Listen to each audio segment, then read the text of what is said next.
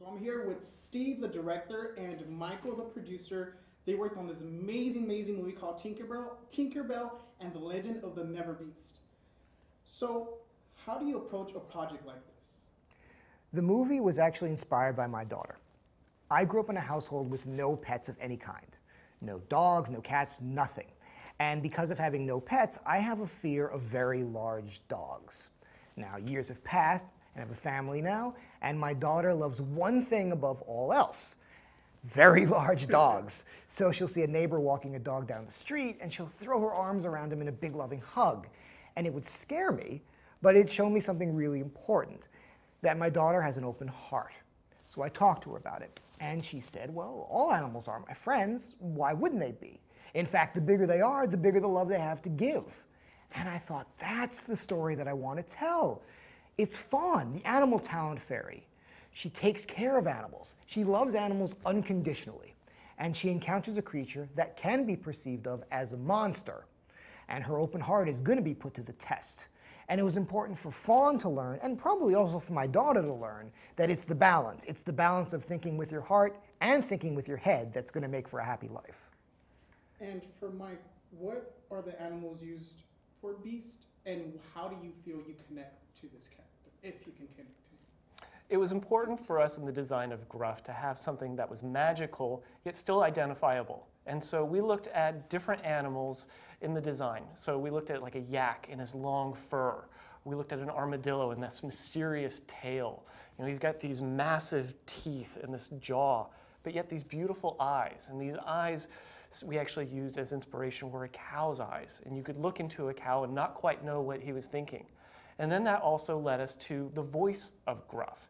And what could we use for his voice? And so we put together a llama and a camel and a dog and a cat, and then a little splash of hyena just to cap it all off. And all of this came up with something that Fawn would look at and go, wait, what is this? And be drawn into, as well as the audience. For myself, I actually had a presentation due yesterday for school, and one of the hardest part is presenting your work and getting that feedback. When you approach a project like this, and when you show it to your employees or your coworkers or your partners, do you get antsy the night before? Like, what is kind of the process in that presentation? Absolutely. As an artist, you always want positive reinforcement. But Disney Toon Studios is a really amazing place. What we do is we take our films and we show them to all the other directors, and we look for feedback. Can we make the story better? Was this clear? And so there's always a positive forward movement to make your movie better, and everyone's pitching in. So it's a really wonderful thing. So sure, I get antsy maybe the night before, but I do know that everyone is here to make a great film and to make the films better and better. So I can sleep at night, at least with that. And last words, how do you encourage artists out there who are trying to get into the industry? Like, what are kind of the quick little, like, you know what, this is how you do it, or this is how you go about it? I think the first thing that artists need to have is passion. I think that it's the desire to create, to draw, to illustrate, I think is the most important ingredient. And then learning anatomy, learning what is the technical aspects of drawing, then would come later. But I do think that passion is very, very important. Awesome. I feel like I'm sounding from like rock stars listening to you guys, because again, this is the industry I've as a kid, and to see the behind the works and actually be here, it's just amazing, and it's inspiring, because I can take this and now go to school and be like, all right, how can I implement what I'm hearing and listening to you guys? How can I implement that into the work? And it's very subtle. It's intense.